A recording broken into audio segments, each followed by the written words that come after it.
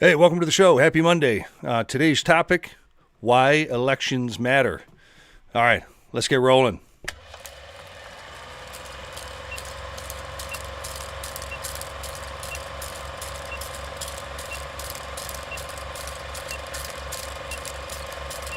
Break 'em on. This is America First Radio. Patriots, get your ears on because we're blowing the speakers out. Lefty G. It is time for the Lefty G Show. The only show to get you right.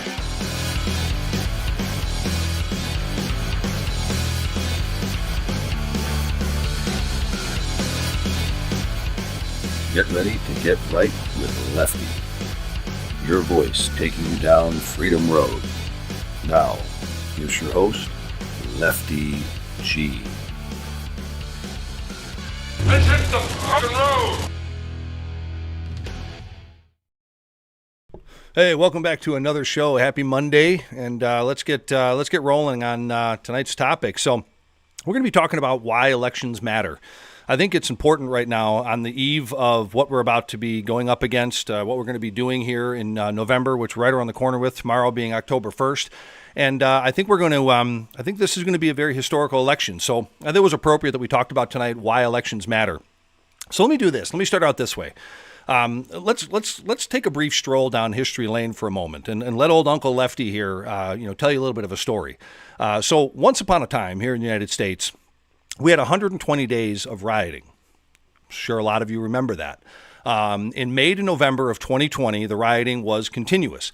We had 35 to 50 people that were killed, $2 billion in property damage, 14,000 people were arrested and let go immediately, I'd like to add. They were all let go immediately, along with about 1,500 police officers that were either injured or dismissed from duty. And we as a populace were exempt from any criticism with that, of those events. And Kamala Harris at the time was obviously and surely to be the vice presidential candidate at the time. And if you remember, she said that the rioting should happen. And she knew at the time that the riots were violent. The rioters tried to storm the White House grounds, and this, whatever her name was, this Nicole Hannah Jones, she was the architect of the law that stated theft is not a crime and property theft is not a crime. And so, all right, well, the left said, that's okay. All's good. And we, meaning you and me, folks, we had one day of a bunch of buffoonish people who rioted over the election. And so the left went and said, that one day was a threat to democracy. Forget about the 120 days that caused billions of dollars of property damage and deaths. That one day was a threat to our democracy.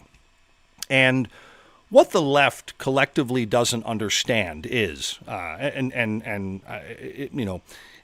I'm going to try to explain this the best way I can. And what the left collectively does not understand is if you tell the middle class people that they're not going to be able to afford to fill up their truck for $7 per gallon of diesel fuel, or you're not going to be able to turn on your air conditioning because it's some type of a fucking sin or something like that, and you're not going to tell the kid in the forklift when he got his first job at the warehouse, he's 18 years old, that, he's going to have to, pay extra taxes for some dude with a gender, studies major from Stanford, because he wants loan forgiveness. Let me tell you something. And then after you do all of that to the middle class, you leftoids have the audacity to keep calling these middle class folks fascists. Remember all that? And let me say this to the left. You were playing with fire then, and you're kind of doing it again. So if you stop and think for a minute, the president of the United States between 2009 and 2016, Barack Obama said, and I quote, and I'm going to quote him, "These people," meaning you and me, "these people clung to their guns and to their Bibles." And he just ridiculed them continuously. And Joe Biden has called these middle-class people chumps and dregs. Hillary Clinton had said that they were irredeemable and deplorables. And she made fun of them in West Virginia by saying, coal is a thing of the past, and we're going to take your livelihood. You remember all that? I do. And when you call the middle class fascists, And you have the FBI and the members of the FBI ask how we should stop this president, meaning Trump at the time. Or this Peter Strzok says, he went into Walmart and it smells like Trump people. Or CNN for that matter, that reporter that went to that rally and made the comment that said that she had more teeth than anyone at the rally.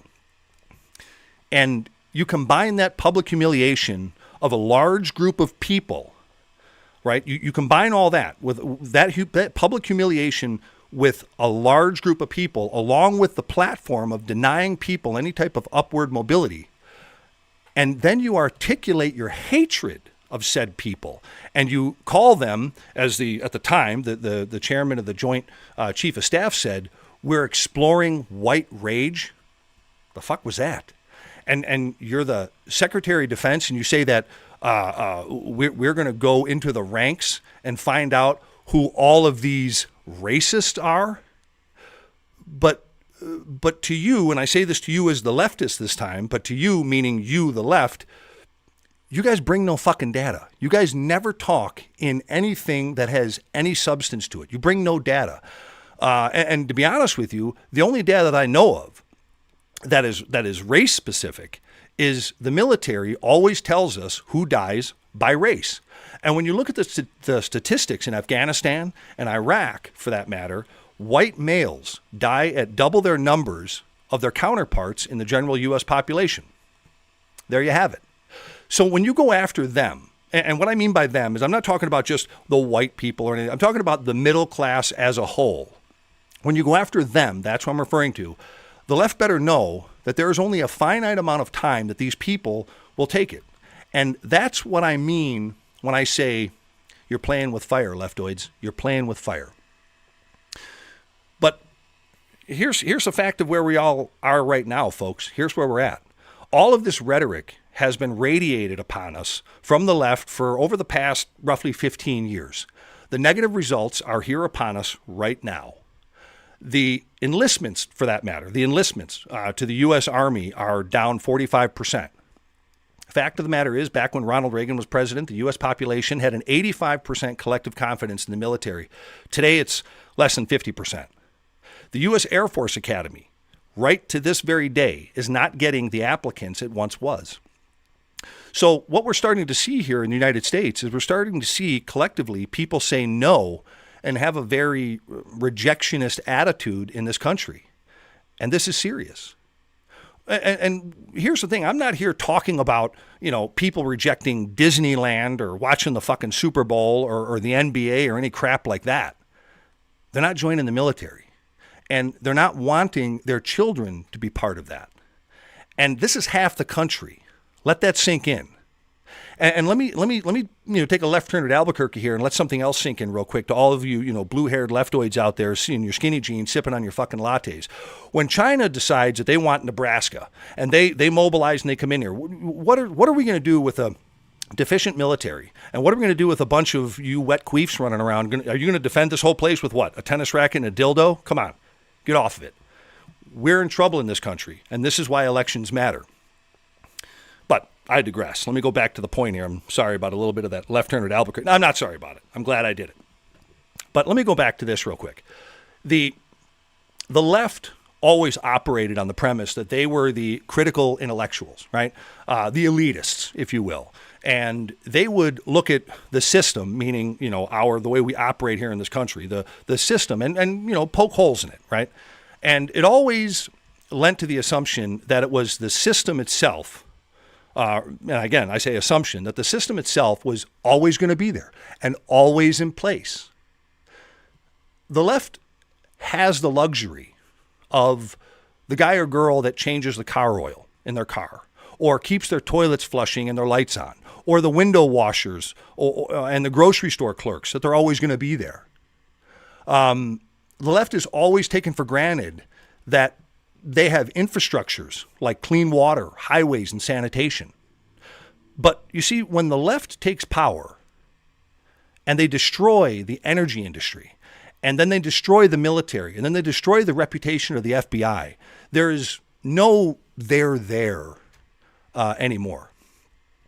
So the people who kept the country running and allowed, the leftists to be these fucking professors, these fucking lawyers, and these fucking media critics. To be quite honest with you, all those folks, they're just the frill. They're not the hair and the nails of the body that is the United. They're just the hair and the nails of just of what is the body of the hair and the nails. They're not the muscles and the organs of the body of the United States. That's the middle class. That's the working people. That's the middle class, the upper middle class. That's who is the muscles and the organs of this United States.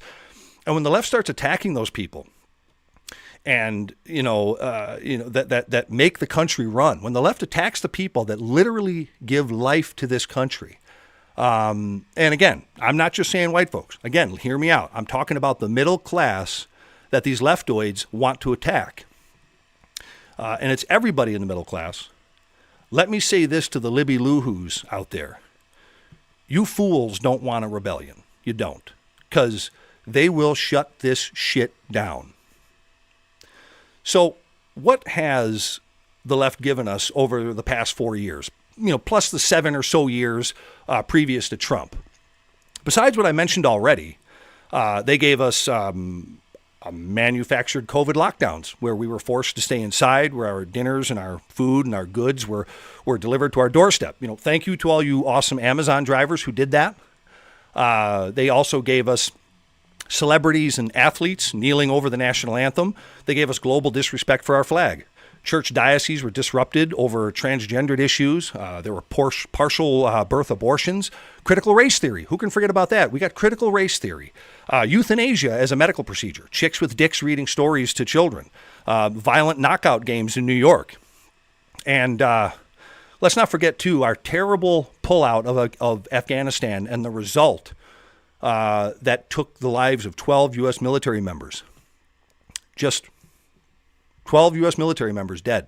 And billions of dollars worth of military equipment and weapons left for the Chinese, who, I will say, moved into that airfield the very next day. I'd like to recall something, and this just popped in my mind right now, but I'd like to recall something that was uttered by the great actor William Dafoe in the movie Platoon, where he stated, and I quote, "Don't leave nothing for the dinks." Well, guess what? We left a shitload in Afghanistan for the dinks, thanks to Biden and the dummy craps.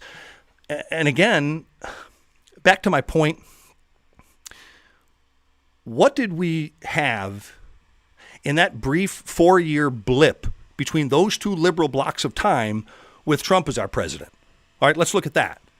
We had energy independence, global peace. We had international respect for America once again. We had the return of manufacturing to the United States, military strength and development, and the greatest economy of this country and its history. This is why I wanted to kind of start this out. This is why elections matter, folks. Elections have consequences. And I hope I brought everyone back to why all of this really matters. Now, let's have a chat here briefly on why Camel Toe Harris, she just cannot be president. No fucking way. Over the weekend, I don't know if you guys heard this or not, but over the weekend, Trump called Kamala Harris mentally insane. And CNN and, all these other outlets are trying to make it out as if, this is some insult towards the mentally ill community. Mentally ill community. I'll get to that in a minute. But the fact remains, Camel Toe Harris is nuttier than a shithouse rat. She is legitimately a nutcase and would have literally been incarcerated in an asylum, 200 years ago for the levels of mental illness that she's exhibiting. And don't get me wrong here. There's a difference between, say, mood swing type disorders. You got depression, eccentric behavior, character quirks, or something like that. Again, I'm not Sigmund fucking Freud here, and I'm just saying. But, that's not what I'm talking about. This is not what Trump nor anyone means when they say old Harris is one, sandwich short of a picnic. No, that's not it. But none of that is the same as being a legitimate psychopath. Kamala is, and I state this subjectively, she's a fucking psychopath. If she weren't successful, she'd probably be a serial killer. I mean, now that she is in politics, she can become president. Think about that scary thought. She's in politics now. She is one heartbeat removed from, stinking up the seat cushion in the Oval Office. She could become president. And she then can order people to kill for her. And she can watch the footage and do her little weird cackle laugh. Donald Trump is not wrong. Kamala is fucking nuts. I mean, let's look at this. 300,000 plus children missing, actively possibly being sex trafficked under her watch. So this supposed fucking borders are. And if somebody brought that up, she wouldn't bat an eye. She'd probably just start laughing. Or how about this one? How about the Oprah interview? You guys remember that one? Where Oprah was like, I didn't know you own a gun. And to that, the giggler replied, yeah, if you break into my house, I'll kill you. And she had that long, cackling laugh that seemed to go on for like 3 fucking days. Completely nuts. So when CNN tries to talk for the so-called mentally ill community, which doesn't even fucking exist. There's no community. I mean, there's a big difference between being ADHD and schizophrenia. There's a big difference between, being manic depression and bipolar. There's a big difference between having seasonal affective behavioral issues and being a psychopath. There's a whole wide spectrum of disorders. So when CNN says community, I don't know what the fuck they're talking about. But I will say this as a proven form of psychosis: liberalism. Liberalism is a mental disorder, period. And I'd have to honestly say, Kamala is the Pied Piper of crazy. She's leading a pack of nutbags who believe, after they tell you, trust the science, remember that good one? Trust the science, that there are multiple genders. Men can menstruate and have babies. Or gays for Palestine, that one was good. How about socialism as a great form of governance? Then there is George Floyd is a martyr, and biological males can compete in women's sports. Or their complete overall refusal to accept reality itself, which I'm almost positive is the greatest indication that they're all nuts. They refuse to acknowledge realities and proven facts.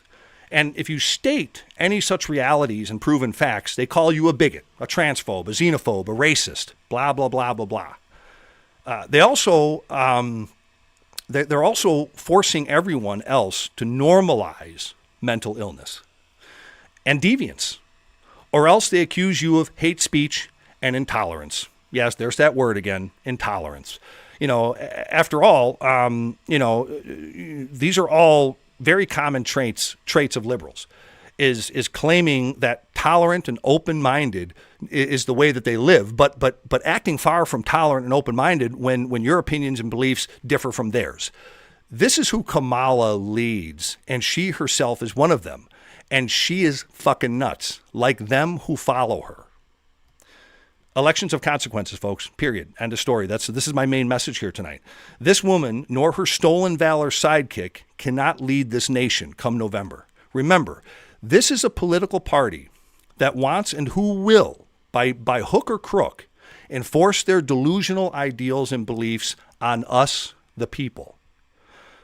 They believe things like the earth is flat, global warming is man-made, that guns kill people, the moon is a hologram, and that little plus weird thing, that little plus initial in the LGBTQ plus community, that acronym, that doesn't really stand or represent pedophiles or people who want to fuck Labradors. Just all insanity.